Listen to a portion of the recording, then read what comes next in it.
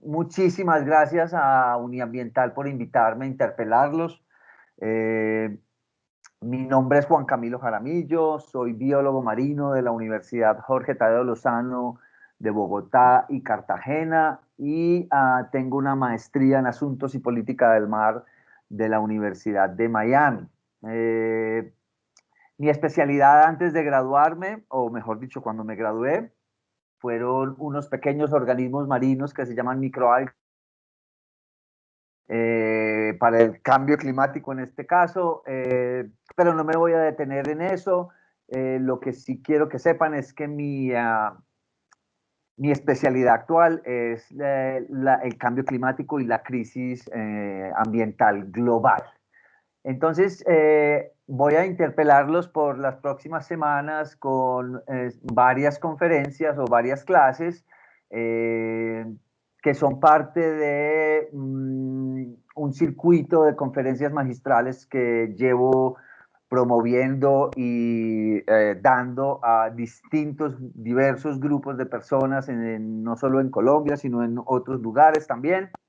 Eh, y espero que les guste mi estilo. Mi estilo, tengo reputación de ser muy coloquial, pero bueno, ya hablaré un poquito más de eso hoy para que empecemos. Entonces, la conferencia o la clase de lo que vamos a hablar hoy, el cambio climático y la crisis ambiental tienen muchas aristas y muchos ángulos para poderlo mirar. Eh, Ayer empezó el diplomado con la dimensión humana, entonces yo en contexto con eso voy a empezar. Obviamente no va a ser la única arista o dimensión que voy a tocar durante estas horas que voy a estar con ustedes. Habrá un par de conferencias centradas en ese tema. La de hoy es particularmente centrada en ese tema, pero antes de iniciar con la conferencia como tal, quiero hacer una pequeñita presentación y hacerles quiero hacer una especie de introducción a lo que, de lo que yo voy a hablar en particular en esta clase. Entonces voy a empezar, voy a compartir mi pantalla. Muy bien, exactamente, y voy entonces a empezar. Entonces, la conferencia de hoy en particular la he llamado onanismo mental, un caso de disonancia cognitiva colectiva. Ya voy a hacer las definiciones pertinentes, pero antes de eso,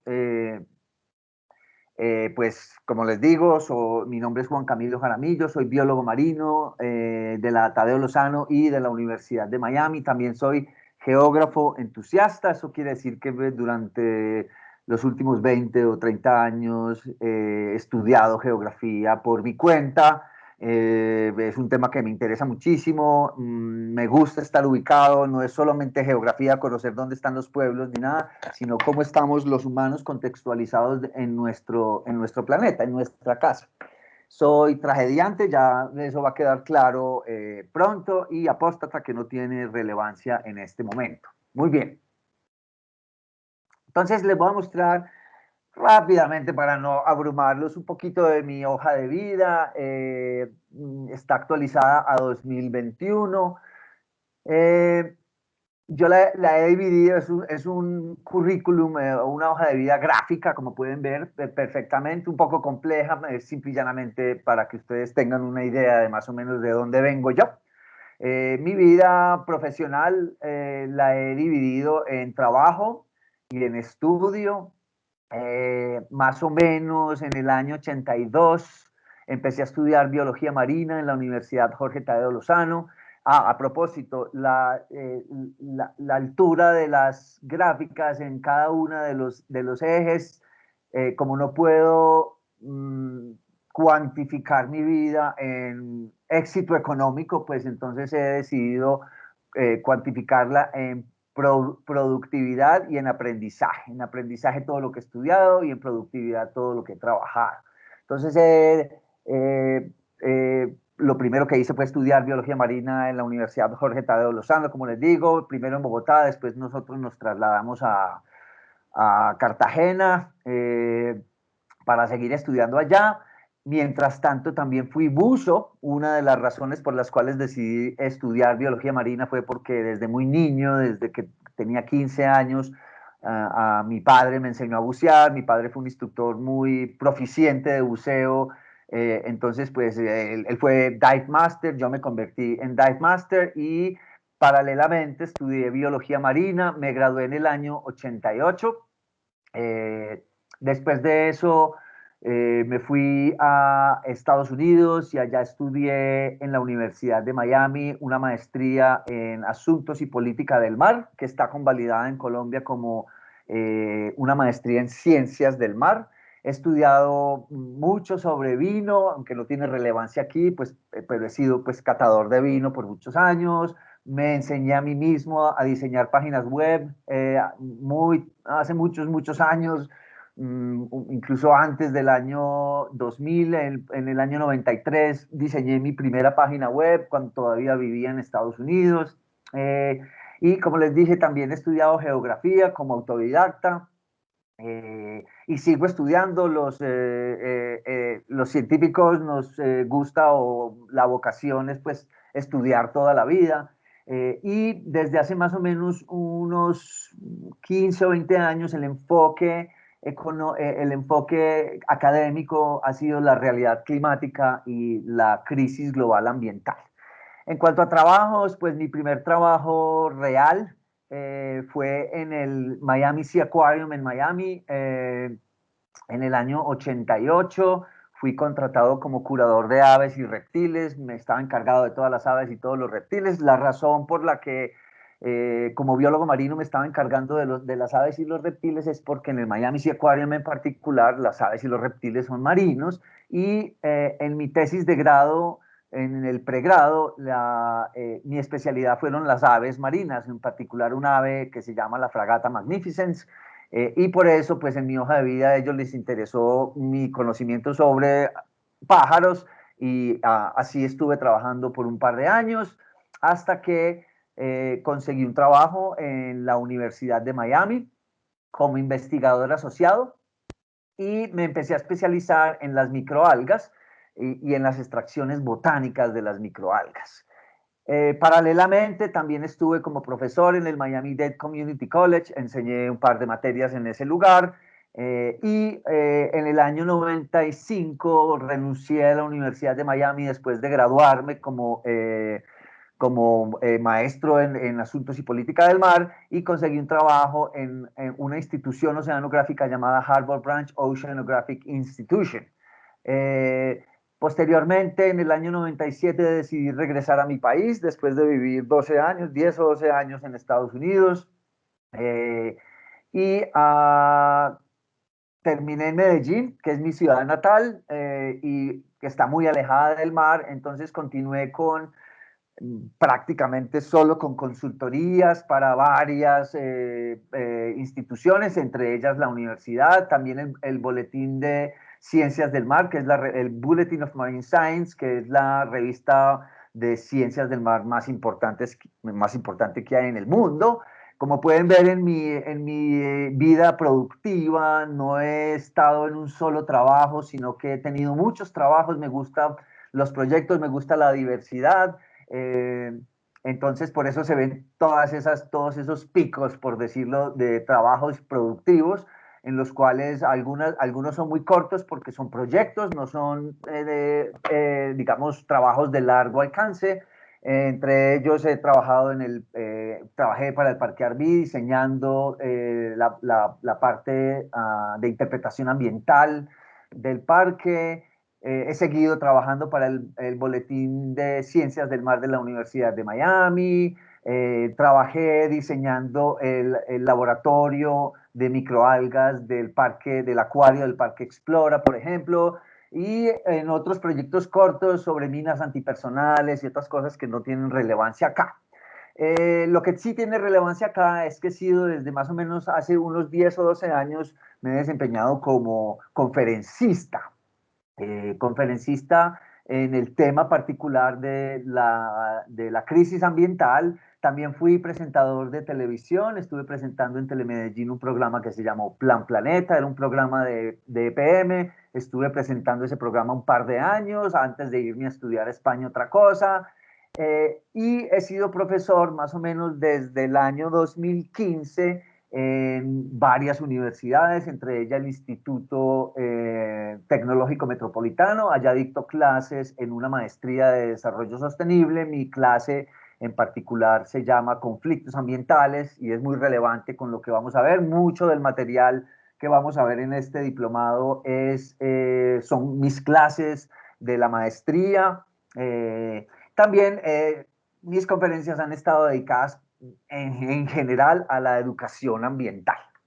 Lo otro pues no tiene relevancia, me he casado un par de veces, 3 veces para ser exacto, tengo muchas aficiones, soy parapentista, como les dije, soy catador de vino, también fui DJ, escalador de montaña, soy cultivador de hortalizas en mi casa y he publicado varias cosas en mi carrera académica y también en mi vida normal. Entonces, pues eso es más o menos pues, mi hoja de vida para que ustedes comprendan de dónde viene el profesor que les va a hablar. Eh, este esfuerzo de conferencia, de clases en este diplomado es lo que yo llamo un esfuerzo académico basado en conferencias, lo que llaman en Estados Unidos un lecture-based class. Yo doy las conferencias y luego abrimos los micrófonos para poder conversar sobre el tema. Como dijo el famosísimo Carl Sagan, vivimos en una sociedad exquisitamente dependiente de la ciencia y la tecnología, en la cual casi nadie sabe de ciencia y tecnología. Y otra cita que me gusta mucho y que va a ser muy pertinente en esta es una cita de Woody Allen que dice, he visto el futuro no la predicción, sino la proyección del futuro es uno de mis intereses académicos y personales. Woody Allen dijo, he visto el futuro y es prácticamente igual al presente, solamente que mucho más largo. Entonces, de lo que vamos a hablar en particular, la crisis ambiental, particularmente basada en lo que está pasando con el cambio climático, es lo que se ha estado llamando desde el año 1968, un artículo que publicó Garrett Hardin en ese año, en la revista Science, que se llama La tragedia de los comunes. La tragedia de los comunes es lo que nos pasa a todos en la Tierra por igual. Y el cambio climático y la crisis ambiental es una de esas cosas. Por eso se le llama pues la tragedia de los comunes. Entonces, el cambio climático nos está enfrentando a lo que se llama una amenaza existencial. Aunque vamos a detenernos en este punto, pues básicamente para que ustedes entiendan, las amenazas existenciales las amenazas pueden ser de carácter personal, local, global o transgeneracional, inclusive cósmico. Y hay algunas que son imperceptibles, por ejemplo, como la pérdida de un cabello en la cabeza, que es personal e imperceptible, ¿cierto? Eso es una amenaza para mí. Eh, Otras, por ejemplo, que es una cosa personal, es me robaron el carro, entonces es pues una cosa que me afecta bastante. U otra podría ser en esa línea de tiempo, o en esta línea horizontal, pues es que me accidenté en un carro y me maté. Es terminal, pero es terminal solamente para mí. Es una amenaza existencial personal. Y por el otro lado, pues están las locales, las globales y las transgeneracionales. El cambio climático es una de esas amenazas transgeneracionales y globales, ¿cierto? Es un riesgo catastrófico para todos nosotros. O una amenaza existencial. De hecho, en este momento estoy leyendo un libro muy bueno que se llama El Precipicio, que trata sobre las amenazas existenciales y su papel en la historia y en el futuro de la humanidad, ¿cierto? Es muy interesante, se los puedo dejar en la lectura. Entonces, yo estoy seguro que todos ustedes vieron la película La Matriz, de Matrix. Yo quiero plantearles algo similar. Hagan de cuenta que yo soy Morfeo, quien le ofrece a Neo, que es su pupilo, dos posibilidades: tomarse la pastilla roja o tomarse la pastilla azul. Si él escoge la pastilla azul, básicamente escoge seguir en una realidad cómoda y normal. Y si se toma la pastilla roja, Morfeo le promete que va a conocer la verdad, la realidad de las cosas como son. Menos cómoda y tal vez perturbadora, ¿cierto? Entonces yo baso mi clase en esto. Yo les estoy ofreciendo a ustedes tomarse una u otra pastilla. Ustedes escogen después cuál de ellas prefieren. Seguir en una posición cómoda, en donde todo está bien y el futuro va a ser maravilloso, o entender qué puede pasar si no actuamos y no tomamos cartas en este asunto de este riesgo y de esta amenaza existencial que nos pone a lo que nos exponemos por el cambio climático. En teoría, este curso, pues, un diplomado, nadie lo puede perder, nadie puede perder el futuro, o sea, el futuro es igual para todos. Y la versión del mismo, sea errada o no, es también un proceso individual. Yo no los voy a tratar de convencer de que el futuro es de una u otra forma, yo voy a dejar que ustedes mismos decidan cuál es el animal que nos está caminando por la pantorrilla, ¿cierto? Algunos datos de mis clases o de mis conferencias pueden ser devastadores y tristes. Esto se los digo por experiencia. Mis estudiantes quedan muy sorprendidos al final de la primera clase, pero principalmente al final del curso, porque se sorprenden de cómo es posible que ellos no hubieran sabido que las cosas están como están, ¿cierto? Eh, Me encanta el buen humor, el sarcasmo, uso el sarcasmo con mucha frecuencia, y el sentido común. Esas tres cosas para mí son indispensables en mis clases, no solo de mi parte, sino de la de ustedes. Quiero que ustedes ejerciten la capacidad de ser sarcásticos, de ser, bueno, de tener sentido común y ojalá buen humor, ¿cierto?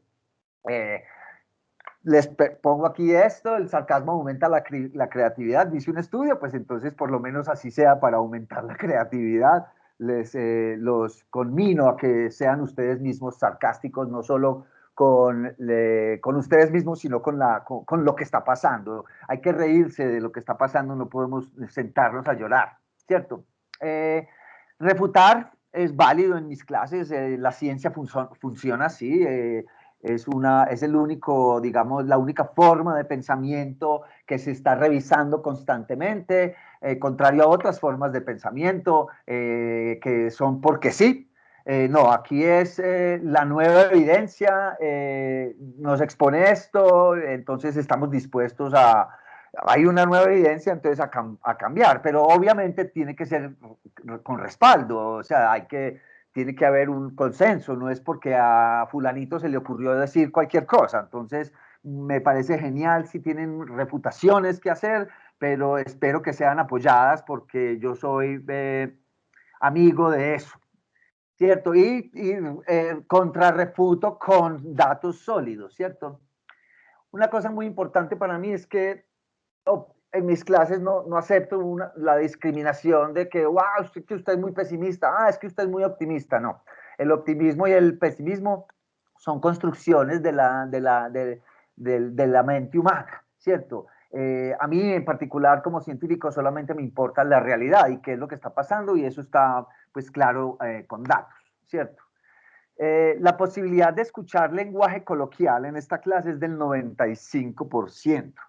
¿Por qué? Porque en mi estilo pedagógico, que lleva muchísimos años, he entendido que los estudiantes se aburren, simple y llanamente, si el profesor se vuelve muy académico y muy teórico. Y entonces a mí me gusta hablar como hablo con mis amigos o como se habla en la calle.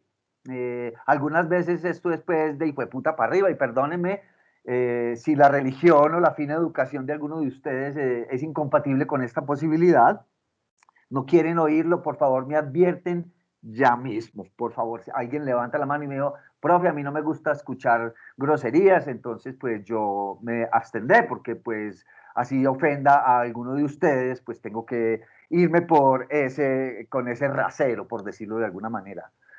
Y por favor, los conmino también a que escriban las preguntas para las sesiones de discusión, porque una clase tiene que ser de lado y lado, ¿cierto? Entonces, para mí no sería ético ocultar la verdad, ¿cierto? Sin mostrarles el lado oscuro de la realidad climática, que es lo que vamos a entender en esta serie de clases, ¿cierto? Es como si a un estudiante de medicina nunca lo llevaran a una morgue a ver un muerto.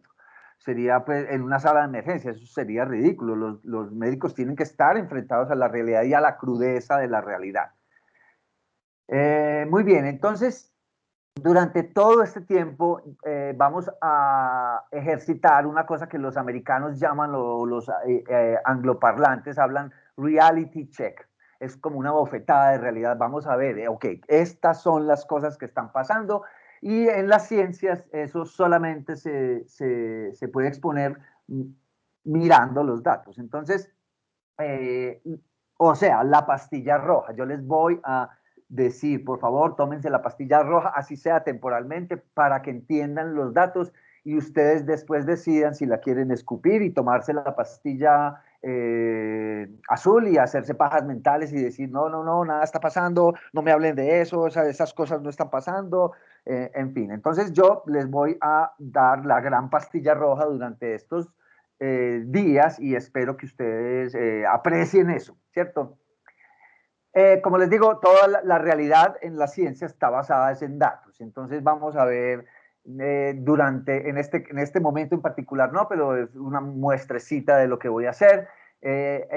La ciencia del clima y de la realidad ambiental hay 10 indicadores de lo que les acabo de decir, que es la tragedia de los comunes. O sea, cómo se están comportando los datos, la temperatura del mar, de la atmósfera, el de cielo, la cantidad de CO2 que hay en el aire, en la atmósfera, etcétera, etcétera. Vamos a hablar bastante de eso sin profundizar demasiado porque sé que no todos vienen de con educación científica o de las ciencias. No hay necesidad de entender esto al dedillo, simple y llanamente ver las tendencias. Entonces vamos a hablar de los 10 durante toda la clase y voy a ser muy enfático y repetitivo, si se quiere, en este tema porque es muy importante entenderlo, ¿cierto? Pues básicamente con base en eso vamos a entender qué tan cálido se va a poner el planeta en nuestras vidas. Entonces, en una página que se llama Climate Guide, es una página de Finlandia que a propósito hoy lo nombraron de nuevo como el país más feliz del mundo, no es Colombia, es Finlandia. Entonces, allá simple y llanamente uno pone su fecha, yo les daré la el vínculo de la página y ahí ustedes pueden ver en sus vidas, dependiendo de su fecha de nacimiento, cómo es que los datos están llevando las cosas y hacia dónde es que van. Entonces, pues rápidamente podemos ver que yo voy a poner en el año 1963, esta es mi vida hasta ahora, estamos en el año 2021 y el planeta se ha calentado más o menos 1 grado centígrado, ¿cierto? El futuro para mí, en los próximos 40 años, si es que viviera tanto, el planeta podría calentarse entre 1,5 y 3,5 grados. Para un niño que nazca hoy, el planeta podría calentarse entre 3 y 6,5 grados. Y el futuro, si no tomamos cartas en el asunto, podría calentar el planeta 10 grados. Esto es una catástrofe, inclusive 2 grados son catastróficos, ¿cierto? Entonces, los estimativos que se hacen hoy por hoy nos llevan a un futuro catastrófico y eso es lo que yo quiero que ustedes entiendan porque si uno no entiende es como cuando un alcohólico no entiende que es alcohólico, nunca va a ir a Alcohólicos Anónimos. Entonces yo quiero que ustedes vean cómo está la crisis para que puedan tomar cartas en ese asunto. Entonces, en mi vida, las proyecciones es que el planeta o sea, en los próximos 40 años se va a calentar 3 grados aproximadamente, lo cual, como les digo, es desde cualquier punto de vista catastrófico. También vamos a entender un poquito por qué es lo que está pasando, qué es lo que está pasando, cuáles son las fuentes de ese calentamiento. Entonces, pues vamos a ver que el primer culpable, por decirlo, es la industria. Y pues la industria no es que sean ellos los culpables, somos nosotros, porque nosotros estamos demandando cosas de la industria, ¿cierto? O sea, cuando yo necesito una taza de café, la compro y la industria tiene que hacerla y para eso tiene que invertir energía. Entonces, pues es la industria, la energía que ellos consumen y las emisiones que ellos producen para proveernos de servicios y de bienes y servicios, ¿cierto? Lo segundo es el cambio del uso del suelo, básicamente cómo comemos, ¿cierto?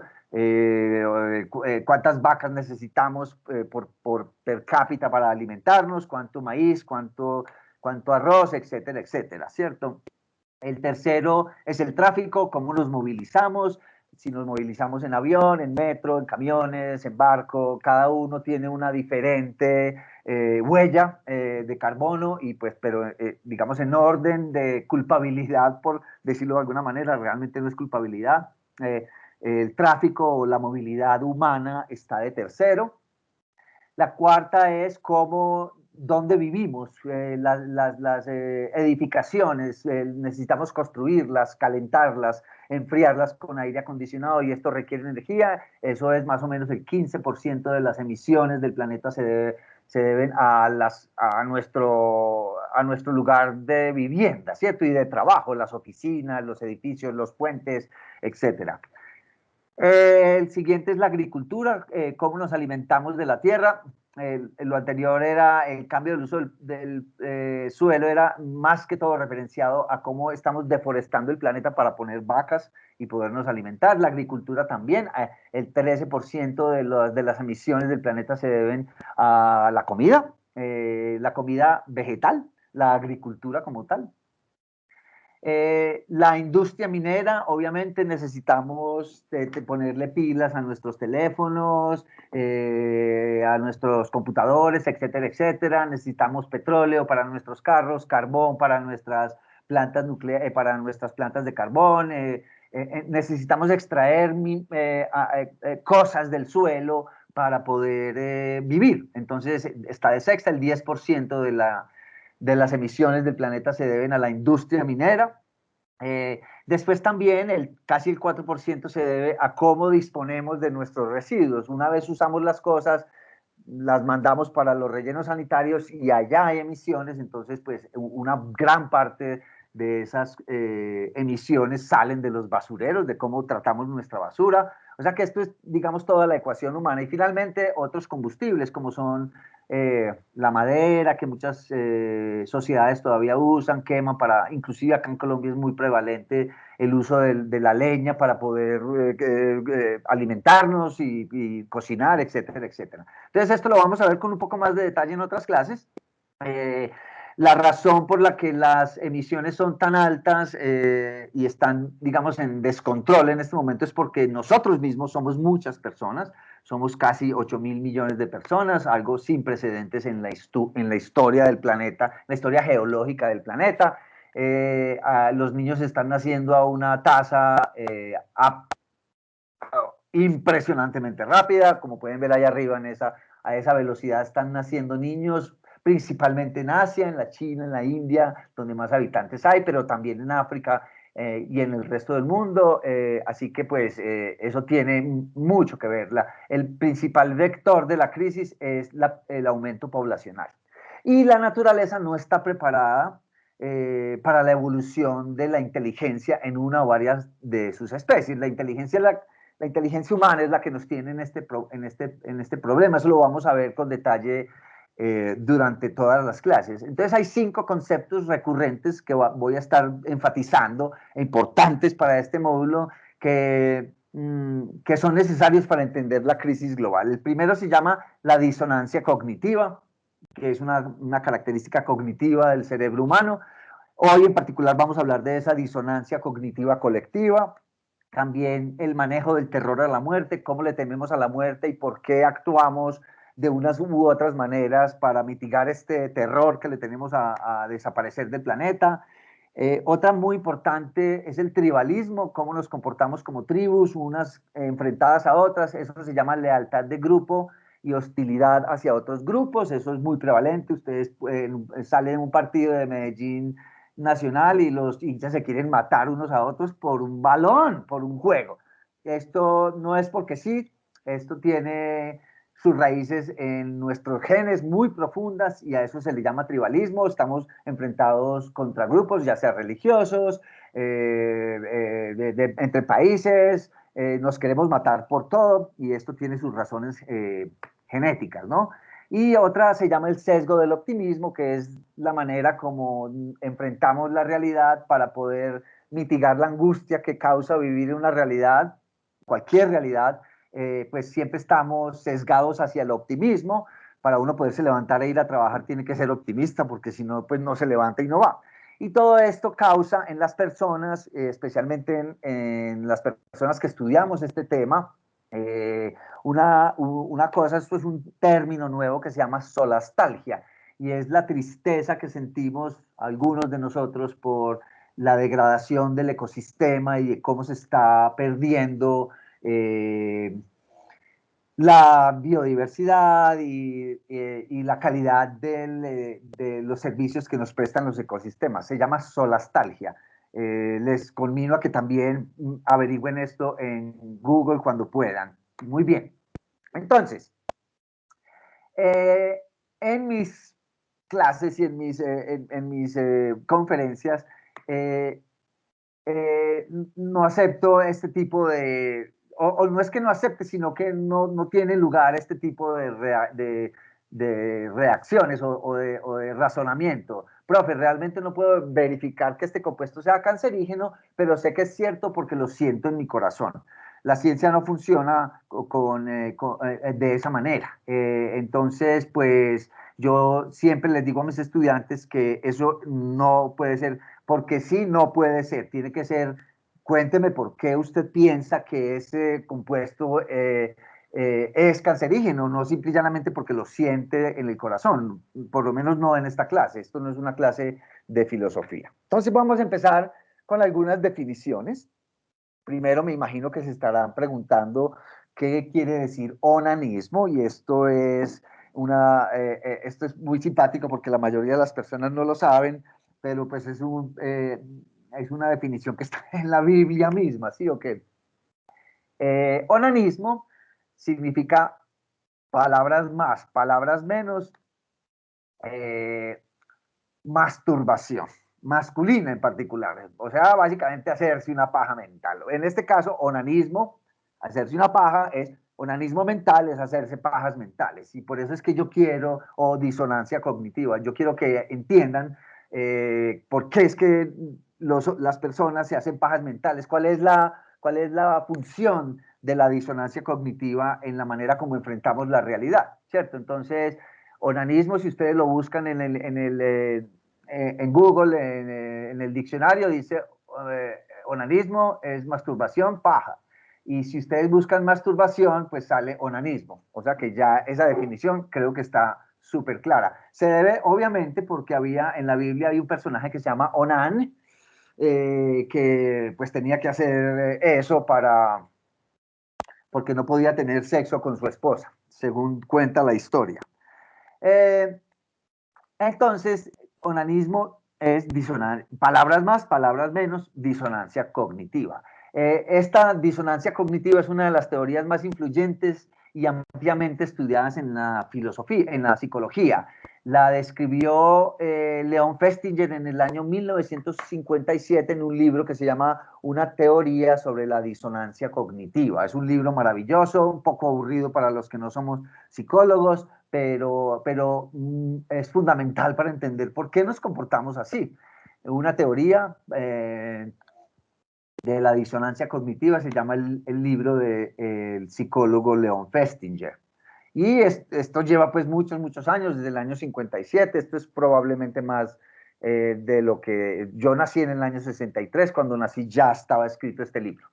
La disonancia cognitiva es básicamente una sensación desagradable que sentimos por sostener dos ideas contradictorias al mismo tiempo. Es como una indecisión. Y eso a nadie le gusta, uno no le gusta estar indeciso, es una cosa horrible porque si hago esto va a pasar esto, si no lo hago entonces va a pasar lo otro, y eso causa angustia en las personas. Entonces el cerebro trata de deshacerse de una de esas dos ideas para no sentir angustia, ¿cierto? Para deshacerse de esa angustia. Entonces la teoría establece que cuando se tienen dos ideas opuestas o dos cogniciones que se oponen una a otra al mismo tiempo, el cerebro actúa sobre la que causa la menor distorsión al ego, la que más nos conviene, la que menos nos hiere. O sea, no aceptamos la realidad, nos hacemos una paja mental con tal de sentirnos bien, ¿cierto? Eso es en general la disonancia cognitiva. De nuevo, ese es el libro de Leon Festinger, si alguien quiere investigar un poco más allá. Para ponerlo de manera más simple y fácil de entender, todos se acuerdan de la famosa fábula de Esopo, de la zorra y las uvas. Si nadie la leyó o si nunca se los enseñaron en el colegio, pues lo van a aprender en este momento. La fábula dice que iba una zorra caminando y encontró una vid enredada en un árbol con unas uvas deliciosas y como no las alcanzaba, pues él saltaba, él las miraba, trataba de cogerlas y al final decidió que mejor como no las puedo alcanzar, entonces no, realmente no tengo hambre, no quiero esas uvas, ¿cierto? Es la forma más importante en que la gente hace frente a la disonancia cognitiva, es básicamente evitándola, ¿cierto? En primer lugar, si alguien se enfrenta con información que es disonante de lo que ya sabe, de una idea que ya tiene, la forma más fácil para lidiar con esa nueva información es ignorándola. No quiero eso, aunque sí lo quieren, negándose a aceptarla o simplemente evitando ese tipo de información en general. La teoría, pues, entonces propone que las personas tienen un impulso o una motivación para reducir la disonancia cambiando sus actitudes, creencias y comportamientos, justificándolo internamente, ¿cierto? O sea, esto pues además es una cosa que utilizamos desde que nos levantamos hasta que nos acostamos. Ya les voy a mostrar algunos ejemplos. Por ejemplo, ustedes todos saben quién fue Luis Alfonso Garavito, el famoso asesino en serie de niños. Pues él ahora está en la cárcel muy arrepentido y es cristiano y con eso, porque pues para él aceptar, pues puta, soy un monstruo, un asesino, eso le debe causar mucha angustia. Entonces pues no, ya me perdonó mi Diosito y ahora soy cristiano y todo lo otro se borró, porque eso no hiere su ego en particular. Eso es un caso grave de disonancia cognitiva, ¿sí o qué? Entonces, les voy a mostrar esto. Vamos a ver si, espero que me oigan. Conocemos al Chavo del Ocho. Quiero que vean este pequeño clip y que ustedes mismos proyecten qué es lo que va a decir el Chavo.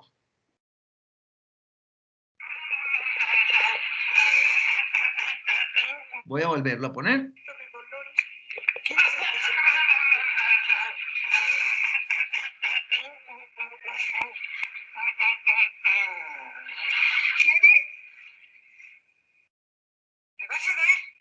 Primero dime si quieres. No, primero dime si me vas a dar. Pues ¿cómo te voy a dar si no sé si quieres? Pues es que siempre me haces lo mismo. Me dices quieres, yo te digo sí, me dices compra. Bueno, está bien. Si no quieres, pues no te daré. Ok, todos vimos esto en el Chavo del Ocho. El Chavo del Ocho procede a decir lo siguiente que yo estoy seguro que todos saben. Al cabo que ni quería, ¿ok? Él quiere, pero no le dice, desecha eso porque, como la zorra en la fábula de Esopo, al cabo que ni quería. Eso es un caso clásico de disonancia cognitiva. Entonces les voy a poner ejemplos de disonancia cognitiva. Voy hacia el cambio climático, no se me preocupen todavía. Yo quiero es que entiendan por qué los humanos reaccionamos hacia el cambio climático de la manera como lo hacemos y por qué eso contribuye a que el cambio climático continúe y siga peor que nunca, ¿cierto? Entonces, la disonancia cognitiva ha sido utilizada para controlar grupos grandes y poblaciones enteras. Esto se le llama caudillismo, ¿cierto? Caudillismo. El caudillo, la gente le crea al caudillo, el caudillo engaña a las personas con mentiras que quieren oír, ¿cierto? Esto es muy claro, a pesar de que las evidencias, ya sean históricas, legales o sociales, muestran que la personalidad del caudillo es inestable y peligrosa como un líder, las personas deciden negar esa evidencia y defienden el supuesto carácter inquebrantable de su líder, porque pues eso hiere menos el ego que decir, no, no, no, este man nos está engañando, nos van a meter el dedo por allá, ¿cierto? No. Esto pues es muy claro, obviamente, con este tipo de personajes, pero pues también sucede con otros, en todas las ecuaciones, en todos los lados de la ecuación política. Estoy borrando la identidad de esos personajes para no meterme en problemas. Los psicólogos se refieren a esta vulnerabilidad como la suspensión voluntaria de la incredulidad. A pesar de que en el fondo las personas saben que el caudillo está mintiendo y que está diciendo mentiras, ellos prefieren decir, no, no, no, no, no, no, eso es mentiras, pues porque ya le hicimos caso y ya sea votamos por él, hicimos lo que sea. Entonces eso pues fue muy evidente en las últimas elecciones, en las penúltimas elecciones en Estados Unidos en 2016.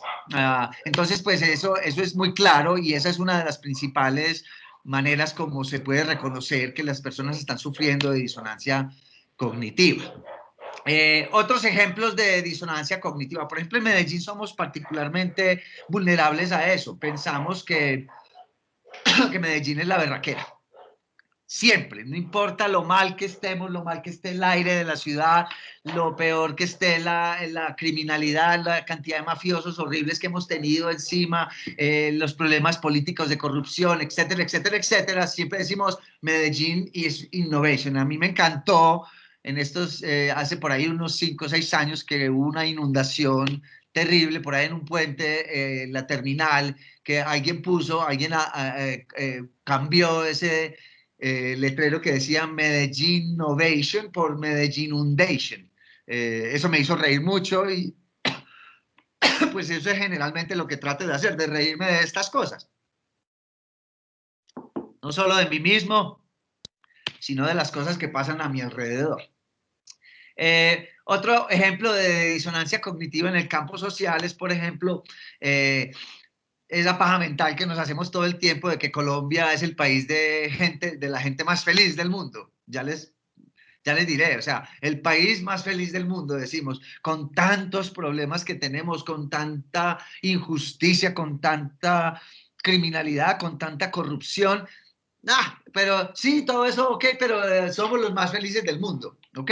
Eso es disonancia cognitiva, eso es una paja mental, no somos el país más feliz del mundo. Uno no puede ser feliz aguantando hambre, no puede ser feliz siendo atracado en la calle, no puede ser feliz viendo que le roban los cosas. No, se emborracha y pretende ser feliz para esconder la disonancia en todo su furor, lo terrible de mal que estamos en muchas cosas en este país. Realmente nosotros estamos por allá en el puesto 30 y pico. Los países más felices del mundo es donde las cosas están solucionadas, donde mis impuestos trabajan, donde no se los roban, donde la educación es gratis, donde la salud es gratis. Por ejemplo, Finlandia. Ay, pero es que ellos se suicidan más que nadie. Eso es mentira. No se suicidan más que nadie. Son el país más feliz del mundo. O tienen muchísimo más, están mucho más cerca de la felicidad, que es un concepto además esquivo y resbaloso. La felicidad es una cosa difícil de comprender, pero está comprobado que los países donde las necesidades básicas, como la educación, la medicina, la alimentación, donde no hay corrupción, es donde la gente se siente más satisfecha consigo mismo y con el resto de sus congéneres, ¿cierto? Entonces eso es de manera social, ¿cierto? Otros ejemplos, por ejemplo, los fumadores. En los años 50 habían cajetillas de cigarrillos que eran promocionadas por médicos y decía, los 20.679 médicos dicen los cigarrillos Lucky son menos irritantes. O sea, no le decían a las personas causan cáncer, a pesar de que la gente sabe que causa cáncer, pero no, es menos irritante. O, por ejemplo, y esto nos pasa a todos, las personas que tienen sobrepeso creen que haciendo 2 o 3 minutos de ejercicio van a solucionar su problema. O que pidiendo una Coca-Cola Light con una hamburguesa la cosa se va a mejorar. Esto es simplemente, uy, no, no debería estarme comiendo esta cantidad de carbohidratos y de grasa. No, pero tranquilo, no, me estoy tomando una Coca-Cola Light con eso. Eso es disonancia cognitiva. No sé si entienden para dónde va mi discurso. Yo creo que sí.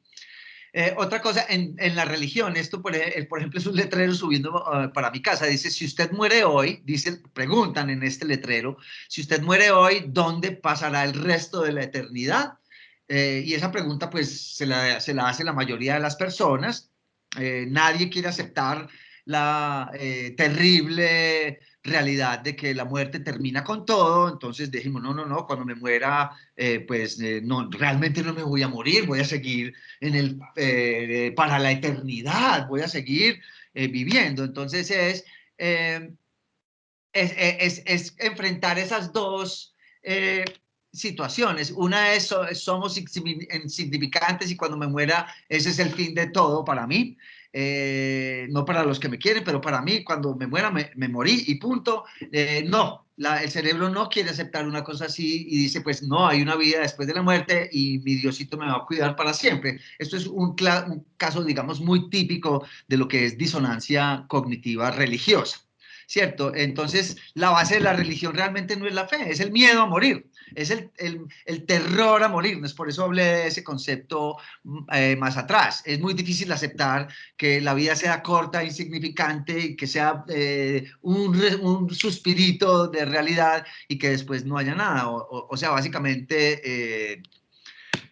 es muy difícil aceptar, yo mismo lo acepto. Por ejemplo, les voy a mostrar esto. Esto es un afiche que vi por ahí, dice, esto es además en todas las religiones, no se trata en particular, ni es una crítica obviamente a la religión ni a la sociedad, es simple y llanamente, yo les quiero explicar cómo el cerebro procesa todas estas cosas. Entonces, dice el Ser Supremo, soy el único, sé dónde estás siempre y qué estás pasando, me tienes que obedecer, no me mereces, si me abandonas te voy a castigar, pero eso sí, te amo.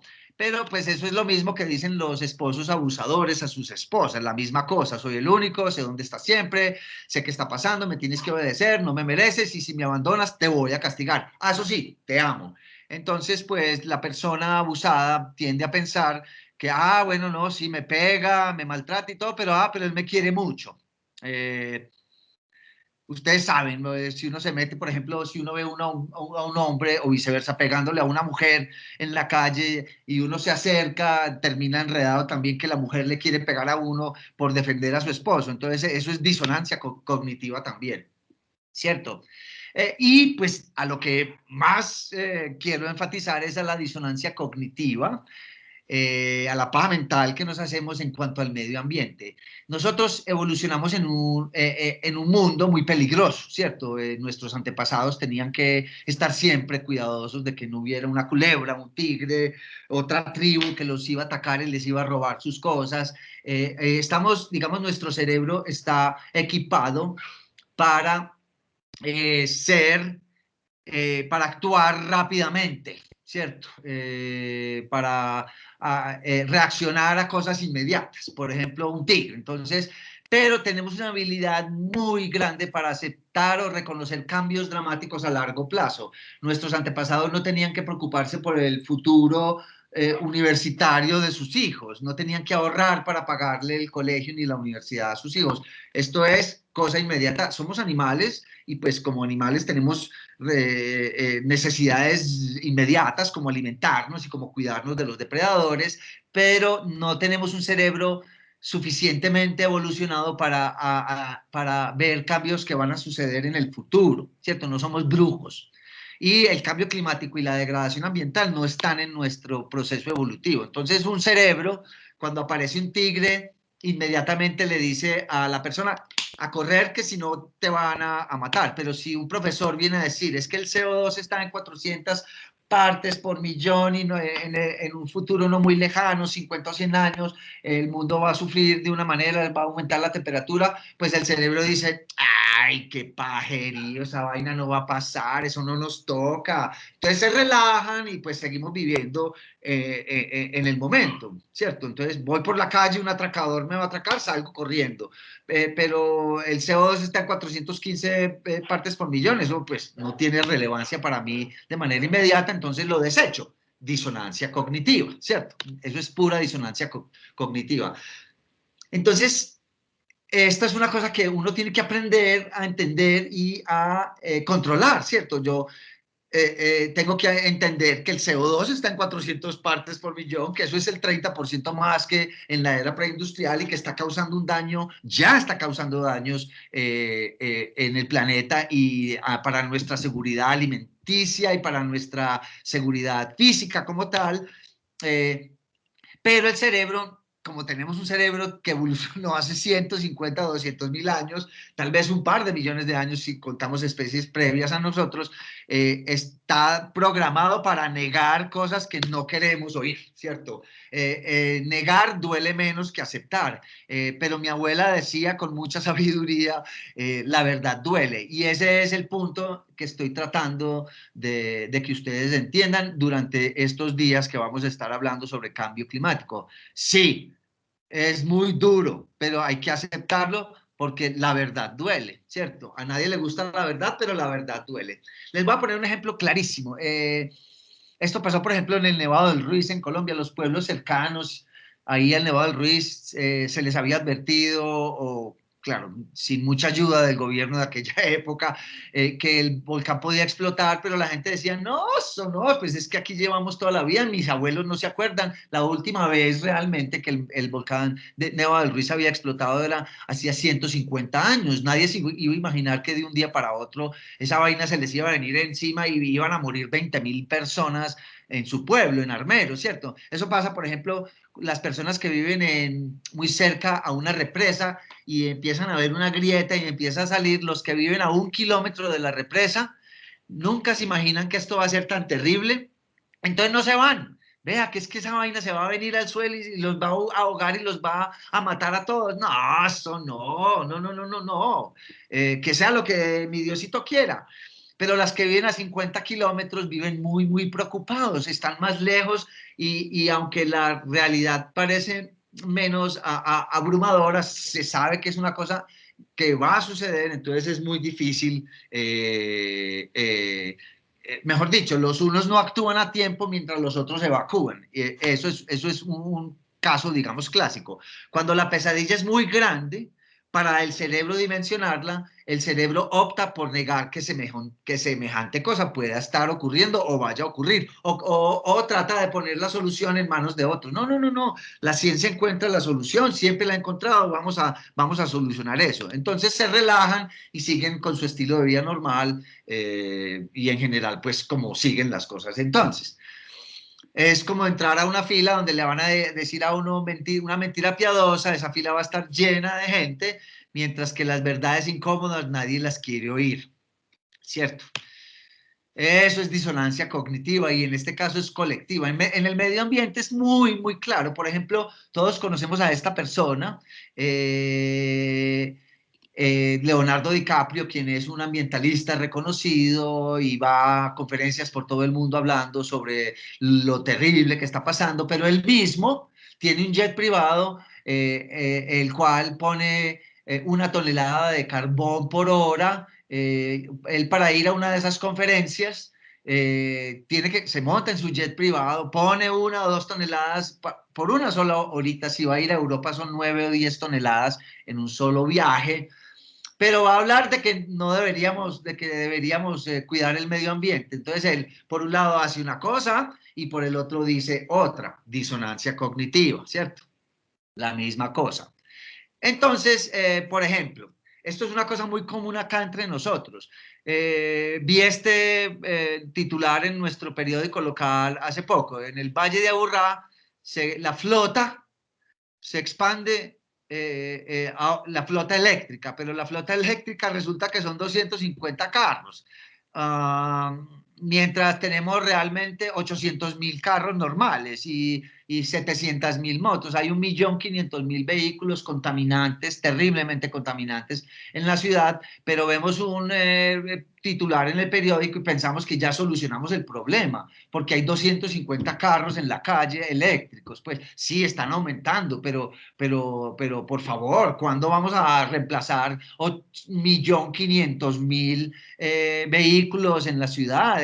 Para esto faltan décadas, probablemente nunca se cumpla, ¿cierto? Porque los carros eléctricos son muy caros, porque un carro eléctrico chiquito vale pues 70 millones de pesos y las personas no tienen sino 5 o 6 millones de pesos para comprarse un Renault 4 viejo, en fin. Entonces, pero se siente bien pensar que el colombiano nos diga que la flota eléctrica, por eso lo ponen entre comillas, está aumentando, se expande. Eso es como ponerle una cura a un balazo, ¿cierto? Como pañitos de agua tibia que llaman las abuelas, ¿cierto? Ponerle una curita pues a un acribillado. No, eso no sirve.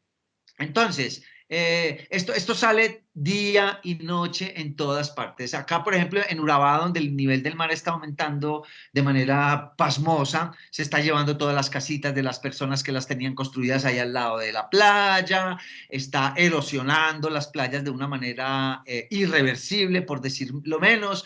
Entonces, pero ver un titular en el periódico que dice que que estamos combatiendo, estamos de frente combatiendo el cambio climático y eso nos da una esperanza, pues hace sentir bien a la gente. Los redactores de los periódicos lo saben y por eso escriben los titulares de una manera que la gente no diga, ay, no, no, no, no, no, no, yo no quiero ver eso, no, no, no, no, a mí no me digan que esto está muy mal, no, yo quiero solamente oír buenas noticias. Disonancia cognitiva.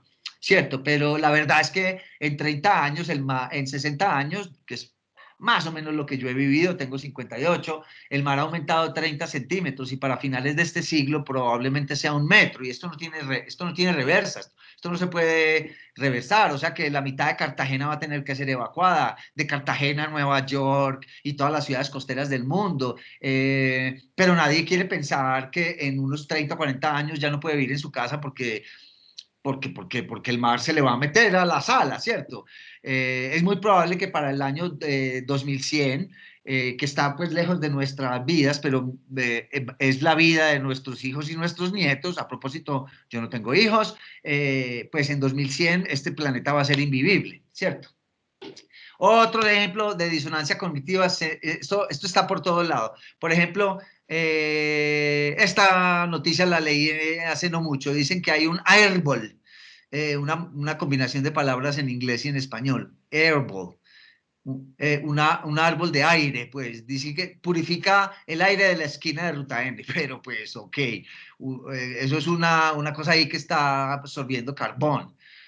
Pero Medellín es una de las ciudades más contaminadas del continente, tal vez la más contaminada, particularmente en partículas, perdón la reducción, en micropartículas, estamos por encima de México y de Santiago, todos lo sabemos, no es sino mirar lo que pasa todos los días, ustedes perfectamente, yo no sé si debajo de esa nube, yo vivo fuera de la ciudad, en las montañas, y nosotros vemos esto todos los días. Es esa capa de inversión que atrapa todos los contaminantes y que enferma a nuestros niños y nuestros ancianos y a nosotros mismos, pero ponemos un árbol en una esquina y pensamos que eso va a solucionar el problema y nos llenamos de esperanza. Entonces, pues es muy complicado porque entonces así las cosas no se van a solucionar. Esto es un correo que yo le escribí a una chica un día haciéndole un cálculo de que necesitaríamos 270 máquinas de estas en toda la ciudad funcionando 24 horas a todas horas, en todo momento, para poder compensar medianamente la contaminación en nuestra ciudad. Y estas máquinas son pues onerosas, o sea, no hay plata en esta ciudad para poner tantas máquinas de esas. Entonces, pocas personas se toman el trabajo de corroborar la información que leen en los medios tradicionales o peor aún en las redes sociales.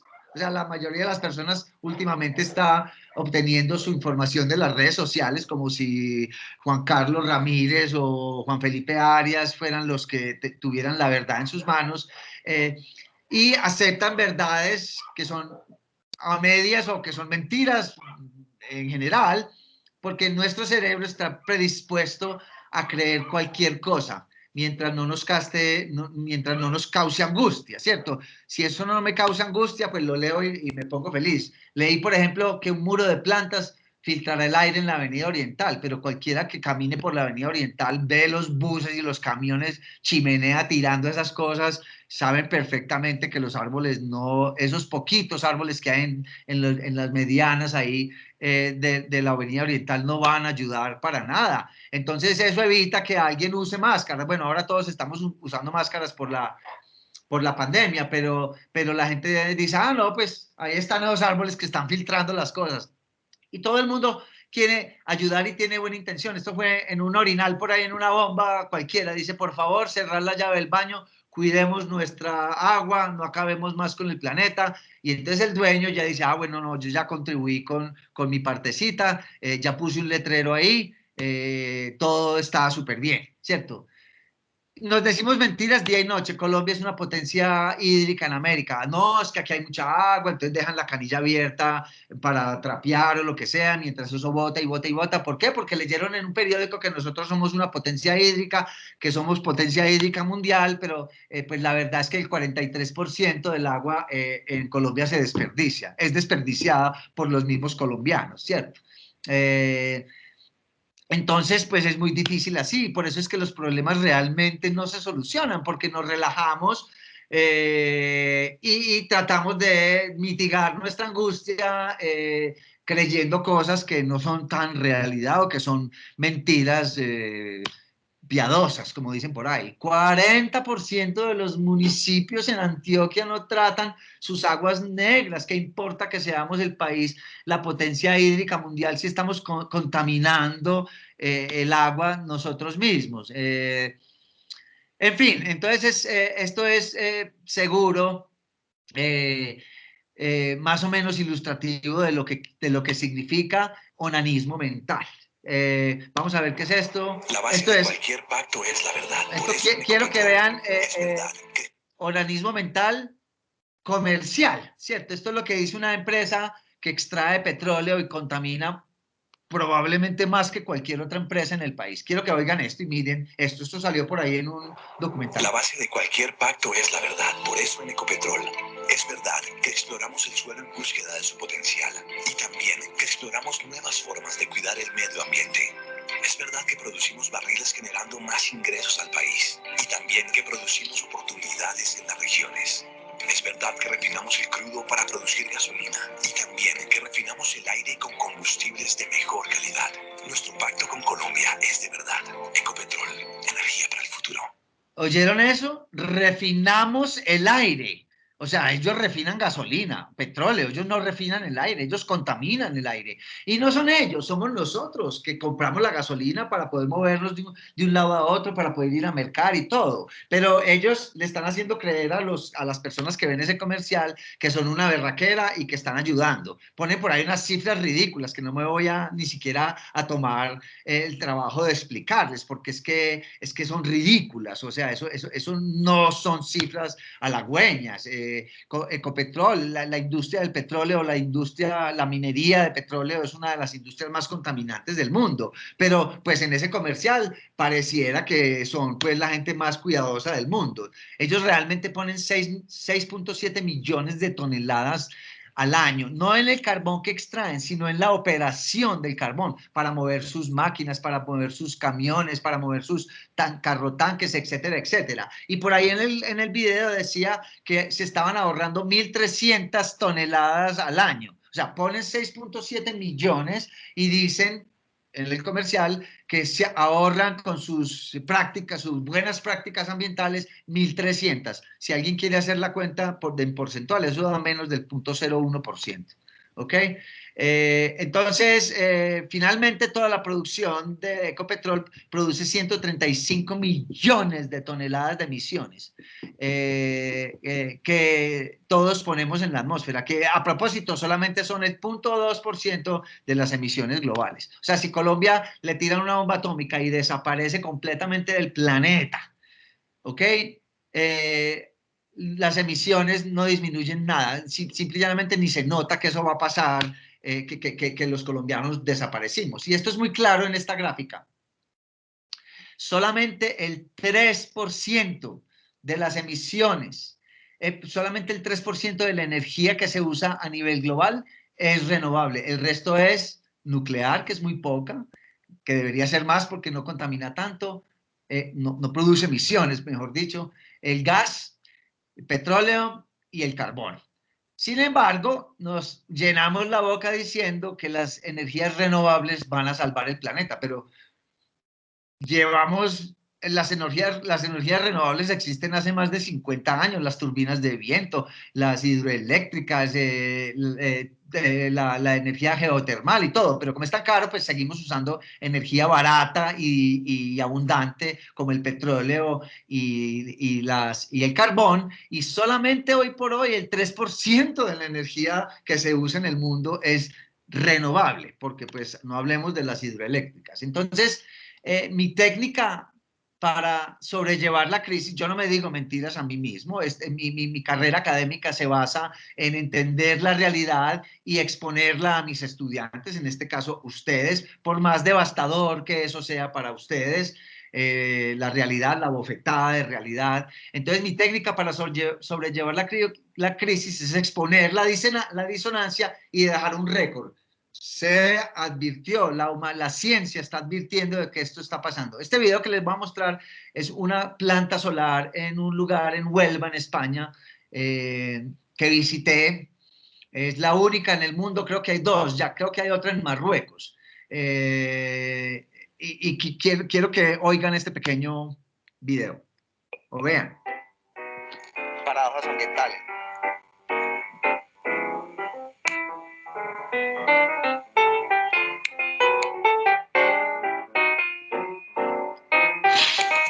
Es una verdadera tristeza que después de 100 años de que el ingeniero Frank Schumann inventara esta tecnología solar con espejos que calientan unas tuberías con salmuera, apenas en el mundo haya una o dos plantas que estén funcionando. Evidentemente la humanidad está atrasada en más de un aspecto, ¿no? Estamos en un pueblo que se llama Sanlúcar la Mayor, en la provincia de Sevilla, o en Huelva, no me acuerdo. Igual, es en España.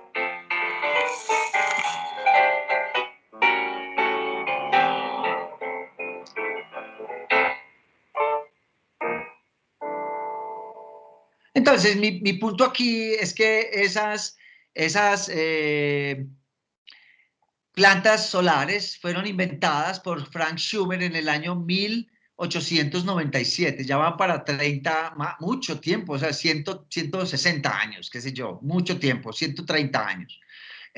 ¿Por qué no se popularizó esto? ¿Por qué lo descartaron a él? Los carros eléctricos. No sé si ustedes saben que los carros eléctricos fueron inventados y eran mucho más rápidos y más económicos y más potentes que los carros a gasolina. Sin embargo, apenas en Medellín hay 250 carros, 100 años después.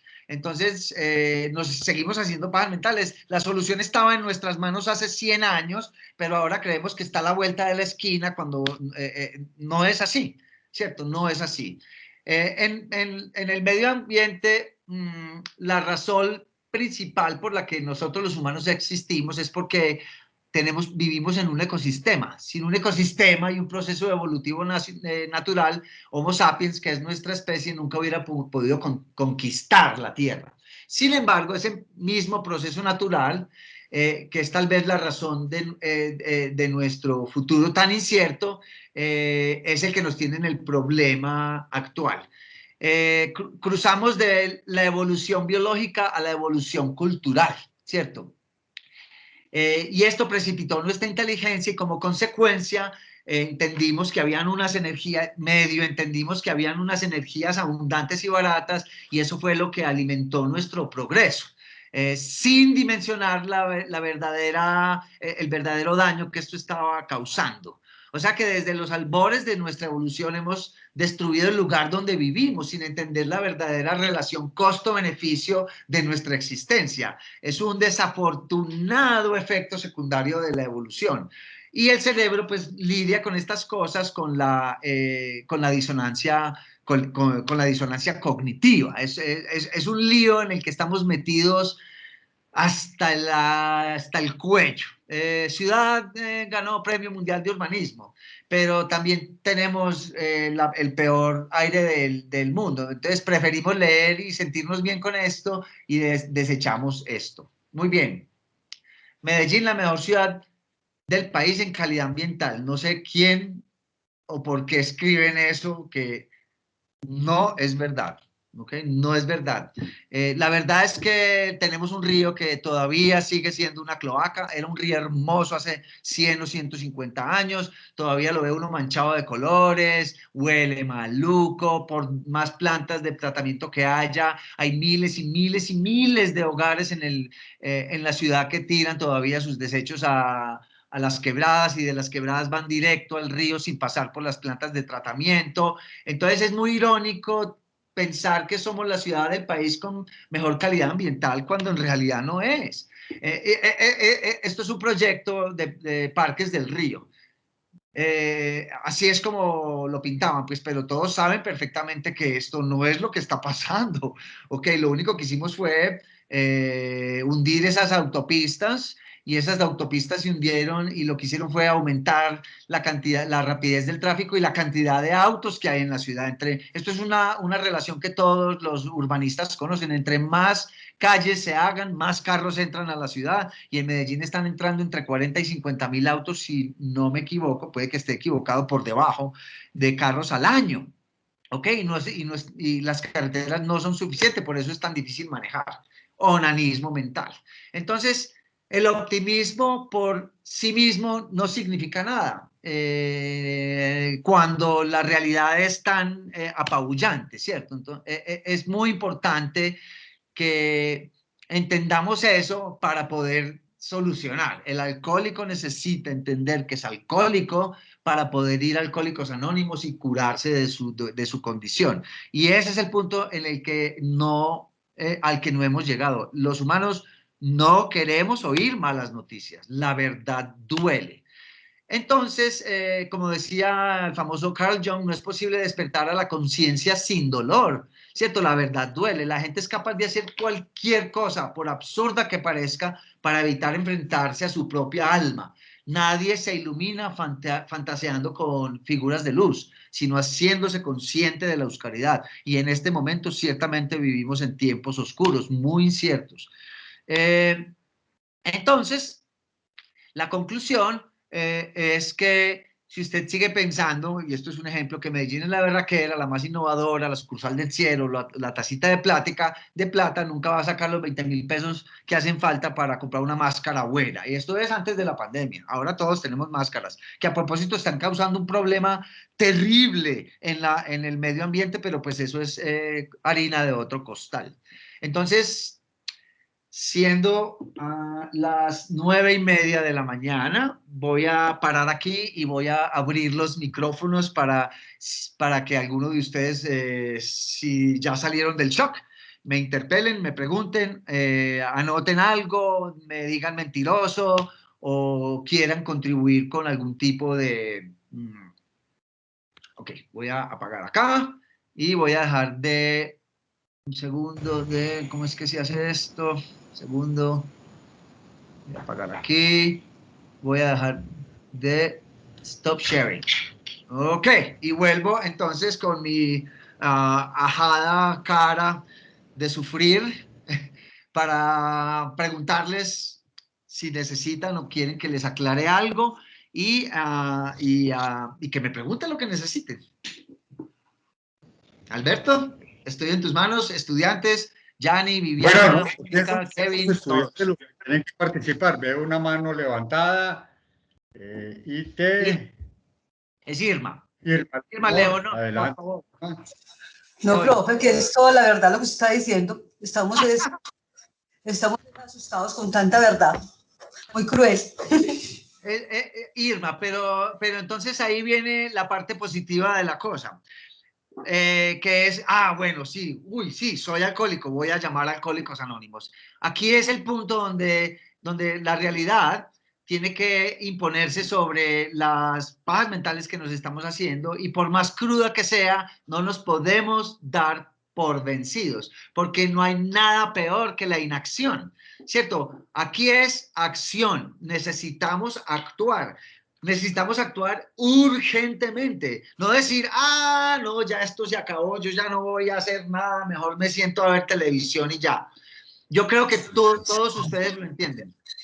Sí, y también sabemos que todo lo que hagamos cada uno en su casa o donde estemos, no es nada, pero es algo. Es algo, poco. No hacer nada. No es que no sea nada, es poco, pero es algo. Sí, Y es ese algo. famoso, exactamente, ese famoso dicho de los granitos de arena tienen mucho asidero, ¿cierto? Ahora, si al final resulta que este problema realmente superó la humanidad y que empezó hace no 50 años, sino hace 250 años con la revolución industrial, y realmente no podemos solucionarlo, pues por lo menos tú y cada uno de nosotros se siente, bueno, por lo menos yo actué con decencia. Si voy por la calle en una ciudad cochina, yo no tiro un papel más para contribuir con eso, lo llevo y lo tiro en la caneca. Me siento yo bien, y si todos actuamos así, pues todos nos sentimos, al menos nos sentimos bien, y entendemos que las cosas hay que cogerlas por el rabo. Muchas gracias, Irma, por tu intervención. Listo, profe, gracias. Yo considero importante, y es que el principio de realidad, por doloroso que sea, no es un estado o un estadio definitivo, es el principio de la construcción de soluciones. Si nosotros construimos soluciones basadas en hipótesis que no son científicas o reales, estamos cayendo de nuevo en el onanismo. El principio de la realidad es conocer nuestra situación, poner las cartas sobre la mesa y a partir de ahí plantear una construcción positiva, quizás en contravía de la tendencia que nos ha traído.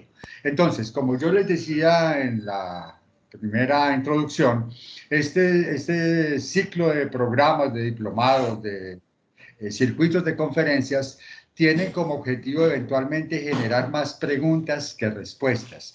No tenemos las respuestas, si las tuviéramos sería maravilloso, pero la respuesta tiene que ser una construcción colectiva, social, desde los diferentes aspectos individuales. Las personas que están en organismos de control tienen estos insumos que va a brindar este diplomado como elementos para mejorar su desempeño como organismos de control. Las personas que están en función de la pedagogía también tienen que tener estos elementos, les sirven para plantear un mejor perfil como educadores. En fin, yo pienso que morir engañadito es una cosa muy horrible. Es bueno tener una claridad, qué es lo que nos está pasando, cómo podemos contribuir y tener claro que el ser humano no es malo, no es perverso, no es un pecador, simplemente es un producto de la evolución que aún es un producto imperfecto, que tiene muchas cosas que mejorar, que nuestra capacidad de acción llega eventualmente hasta nosotros y nuestro círculo más inmediato. Pero eso ya, como lo decía el profesor Juan Camilo, es suficiente para tener, digamos, la conciencia tranquila de que estamos actuando en el camino correcto y conociendo además que esa actitud positiva nos va a traer beneficios personales, íntimos, que no tienen precio, parodiando un poco a American Express. Exactamente, y yo quiero adicionar algo de lo que dijo Alberto que me pareció súper importante, y es que todos tenemos manera de ayudar, pero hay unos que pueden ayudar más que otros. Y ciertamente las personas que están en posiciones de poder, como ustedes, que trabajan en una institución que controla a la ciudadanía, tienen mucho más poder un político que un científico, curiosamente, porque el político tiene el poder de ejercer el cambio Los científicos solamente tenemos el poder de divulgar lo que está pasando, entonces debe haber una sinergia entre unos y otros, y los controladores como ustedes deben poner a los políticos, que son los que tienen el poder real, para que la ayuda sea más eficiente. De a uno podemos ayudar, pero si un ministro de medio ambiente firma una ley que permite a compañías canadienses, la ley forestal que se firmó por allá atrás, sacar todos los árboles del Chocó, esa sola acción de una firma hace más daño que todos los colombianos emitiendo carbono todos los días el resto del año. Entonces, lo mismo, si ustedes pueden controlar a esta persona para que no venda los recursos del país y de paso contamine mucho más, pues entonces ahí es donde está el verdadero poder que ustedes tienen en este momento. Ojalá yo pudiera ser presidente de este país, aunque la verdad es que no quisiera hacerlo. Voy a citar al famoso filósofo Fernando González, cuando él, muy crítico de los gobiernos de su época, decía, le preguntó a un periodista, si no estoy mal del tiempo, le preguntó un periodista, bueno, usted que critica tanto, pues, ¿qué sería pues lo primero que usted haría si fuera elegido presidente de este país? Y él dijo acertadamente, y sería lo mismo que yo diría, mi primera acción sería renunciar. Entonces, o sea, este país es muy difícil de manejar, pero ustedes que están en la ecuación de manejo, aprovechen eso y actúen con base consecuentes con eso. Muy bien. ¿Alguien más? Alberto. Si hay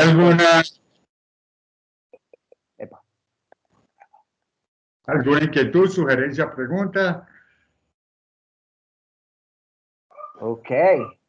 Los dejé en shock, como siempre, me apena mucho por eso. Espero que con el devenir de los días aprendan a entender que mi discurso no es negativista, sino positivista, solamente que hay que entender la negatividad que nos rodea para poder cambiarla por acciones positivas.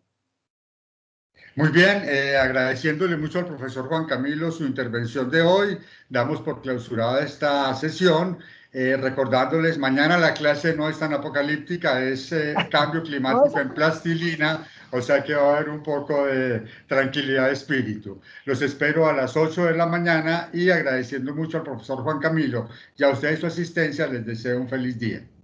Y antes de despedirme, por favor, cualquier pregunta, Alberto tiene mis contactos, mis correos, soy muy bueno respondiendo todos los correos que me escriben o todas las preguntas que me hacen, así que sin timidez, por favor, estoy para ustedes durante todo este diplomado. ¿Listo? Chao y muchas gracias. Gracias, profe. Muchas gracias. Feliz día. A ustedes. Muchísimas gracias. Bueno. Listo.